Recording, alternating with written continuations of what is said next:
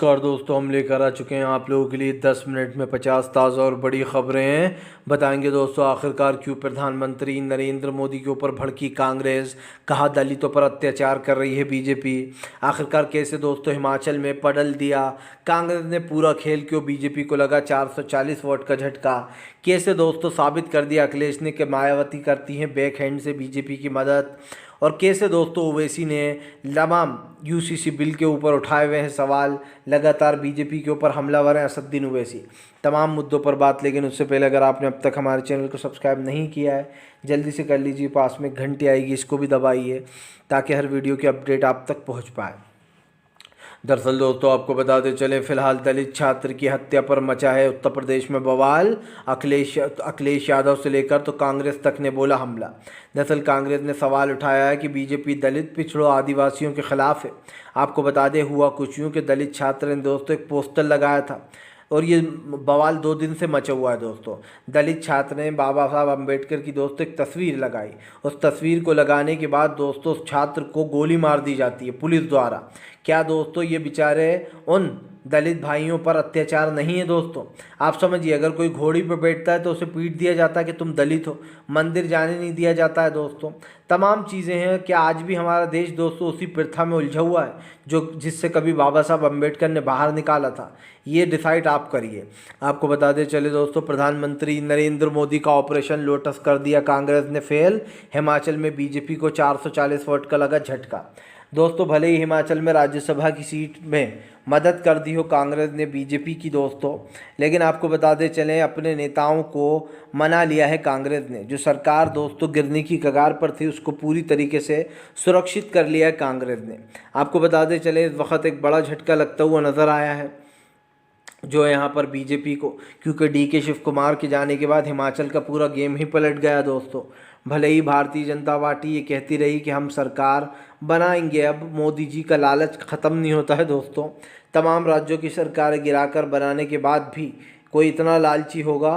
वाकई में one nation one party बनाना चाहती है बीजेपी इस देश को। ध्रुव राठी की वो बात सच होती हुई नज़र आ रही है मुझे तो। आपको बताते चले दोस्तों एक बार फिर से ओवैसी ने बीजेपी के ऊपर निकाली जमकर भड़ास। ओवैसी बोले यूसीसी बिल का समर्थन नहीं करता मुस्लिमों के खिलाफ बीजेपी ने ये चली है लोकसभा को लेकर एक चाल। दरअसल दोस्तों यूसीसी बिल में मुसलमानों के खिलाफ चालबाजी की गई है। कैसे मुसलमानों से उनका हक़ छीने जा रहा है। जैसे कि दोस्तों निकाह करेंगे अब तो आपको पहले जो यहाँ पर वो कराना पड़ा करेगा रजिस्ट्रेशन। यही नहीं दोस्तों, आपको और भी चीज़ें हैं जो यहाँ पर करनी पड़ेंगी। जैसे लड़की को जो मेहर दिया करता था उसका प्रावधान ख़त्म कर दिया गया है। तमाम चीज़ें हैं जिसको लेकर जो है असम सरकार घिरी हुई है।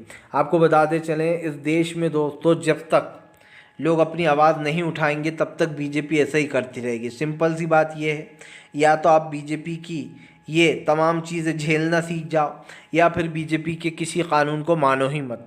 सीधी सी बात है, 2 ऑप्शन है आपके पास। या तो आपको सड़कों पर उतरना पड़ेगा अगर आपको अपना इंसाफ चाहिए तो, या फिर अगर आप सड़क पे उतरने का दम नहीं रखते तो फिर जो है यहाँ पर दोस्तों आपको ये सब कुछ सहना पड़ेगा ही।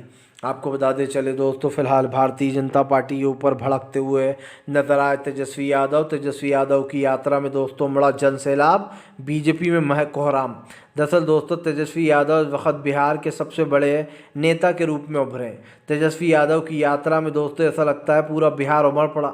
जहाँ एक तरफ तेजस्वी यादव को लोगों का प्यार मिल रहा है तो वहीं दूसरी तरफ नीतीश का दोस्तों पूरी तरीके से गेम ओवर होता चला जा रहा है। आने वाले समय में दोस्तों नीतीश कुमार पूरी तरीके साफ होंगे और ये लिख के ले लीजिए जेडीयू का कोई वजूद बचेगा नहीं बिहार में।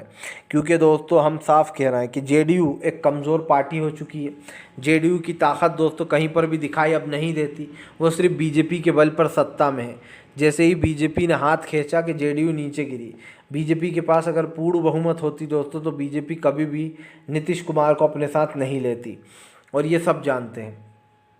आपको बताते चले दोस्तों फिलहाल रामपुर में दलित युवक की हत्या होने के ऊपर भड़की कांग्रेस बोली फिलहाल गरीबों और दलित पिछड़ों के ऊपर कर रही है बीजेपी अत्याचार। क्या गलती थी उसकी? इसने दोस्तों एक खड्डा खोदकर, आप समझिए, बाबा साहब अम्बेडकर के पोस्टर को लगाने की कोशिश की, होर्डिंग को, लेकिन उस छात्र को गोली मार दी जाती एक चंद छोटी सी ज़मीन के हिस्से के लिए। उसको लेकर दोस्तों जमकर भड़कते हुए नजर आए यहाँ पर लोगों ने साफ कहा कि फिलहाल उत्तर प्रदेश एक क्राइम का अड्डा बन चुका है। उत्तर प्रदेश में दोस्तों आए दिन चेन स्नैचिंग, लूटपाट और रेप जैसी घटनाएं और पेपर लीक जैसी घटनाएं हो रही हैं।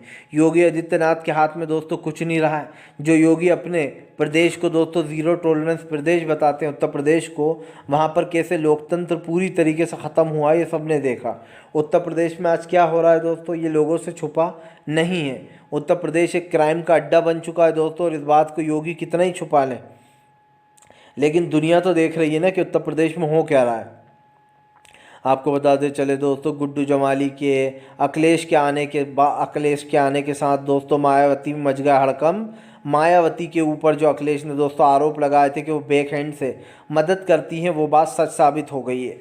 दरअसल दोस्तों हमेशा ये आरोप लगता रहा है कि मायावती बीजेपी की सपोर्टर हैं और वो मायावती जो है वो बीजेपी की बैक हैंड से मदद करती है। बैक हैंड यानी कि दोस्तों पीछे से।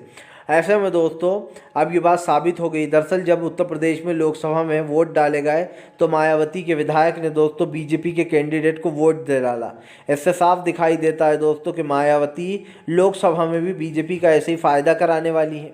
और दोस्तों मायावती क्यों ख़त्म हुई, मायावती की पार्टी का सबसे बड़ा वजूद ही इसलिए ख़त्म हुआ क्योंकि धीरे धीरे कर वो दोस्तों बीजेपी की बी टीम बन गई थी। और ये ख़ास करके तब हुआ था जब मायावती के ऊपर उनकी तमाम प्रॉपर्टियों पर छापे मार दिए थे बीजेपी ने, और उनके भाई के नाम से पता नहीं किस किस के नाम से उन्होंने प्रॉपर्टियां ले रखी थी। और इसी से बचने के लिए, जेल जाने से बचने के लिए मायावती ने बीजेपी से हाथ डील कर ली थी कि अब से हम आपका साथ देंगे। उसके बाद से मायावती हमेशा बीजेपी का सपोर्ट करती आई हैं और मुझे लगता है आगे भी करती रहेंगी। आपको बताते चले दोस्तों, प्रधानमंत्री नरेंद्र मोदी के ऊपर जमकर भड़कते हुए नजर आए।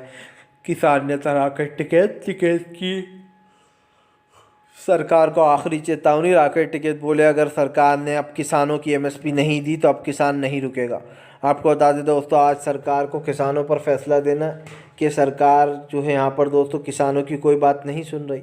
एक तरफ तो वो कह रही है बार बार कि हमें थोड़ा टाइम दीजिए, दूसरी तरफ दोस्तों किसान लगातार सीमाओं पर बैठे रहे, सीमाओं पर डटे रहे, लेकिन उसके बाद भी किसानों की अब तक कोई सुनवाई नहीं हुई है।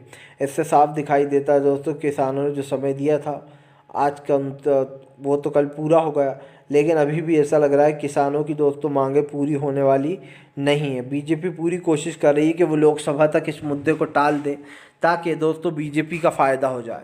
अगर दूसरी सरकार आएगी तो उसको ये लागू करना पड़ेगा, और अगर दूसरी सरकार नहीं आती, बीजेपी सोच रही है कि अगर हम फिर से जीत गए तो हम ये बिल लागू ही नहीं करेंगे, फिर क्या करेंगे ये लोग, क्योंकि चुनाव ही निकल जाएगा फिर तो यही कारण है जो बीजेपी लोकसभा से पहले ये सब कुछ नहीं होने देना चाहती, इसलिए वो टाल रही है। किसानों को ये आरोप भी लग रहा है बीजेपी के ऊपर।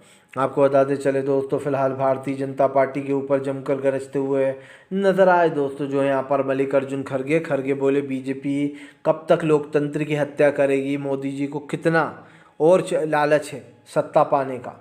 दरअसल दोस्तों हिमाचल में कांग्रेस की सरकार गिराने की कोशिश होती है, यही ऑपरेशन लोटस दोस्तों बीजेपी हर जगह चलाती है। झारखंड में भी चलाती है, महाराष्ट्र में भी चलाती है, गोवा में भी सरकार गिराती है, कर्नाटक में भी गिराती है, मध्य प्रदेश में भी गिराती है। तमाम राज्यों में ज़्यादातर बीजेपी सरकार गिरा चुकी है, पुडुचेरी में गिरा डाली। तो ये सवाल है दोस्तों, लेकिन आप समझिए अगर अभी भी बहुत सारे लोग बीजेपी को वोट देते हैं और उसे सपोर्ट करते हैं तो इसका मतलब यही है कि उनकी विचारधारा भी वही है दोस्तों जो बीजेपी की है, क्योंकि बीजेपी को वोट सिर्फ एक ही चीज़ पर मिल रहा है, हिंदुत्व पर। और अगर वो लोग भी दोस्तों देश में भाईचारा ख़त्म कर हिंदुत्व को ज़्यादा वो देते हैं तो इसका मतलब साफ़ है कि बीजेपी ने कईयों के दिनों में नफ़रत घोल दी है। कई लोग बीजेपी को इसीलिए सपोर्ट करते हैं दोस्तों क्योंकि भारतीय जनता पार्टी सिर्फ हिंदुत्व की बातें करती है और वो मुस्लिमों को नीचा दिखाकर ख़ुद का फ़ायदा करने में लगी रहती है। तो अगर आपको भी ये चीज़ समझ में आए तो हमें ज़रूर बताइए दोस्तों।